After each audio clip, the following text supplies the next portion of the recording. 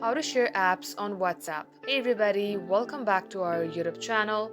In today's video, I'm going to show you how you can share an app through your WhatsApp. So without any further delay, let us jump right into the process. First of all, you have to download a third-party application.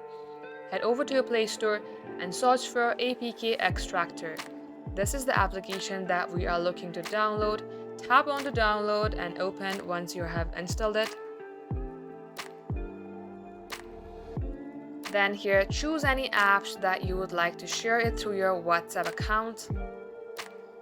Here you will see share option, tap onto it and choose by system. At the below option, choose WhatsApp. This is what it will look like before you send this app to your friends. Tap on to send. Just like so, this is how you can do it. Thank you for watching the video till the very end. In case it had helped you in any ways, then do like and subscribe. We will be back soon with more tutorials like this. In the meantime, stay updated.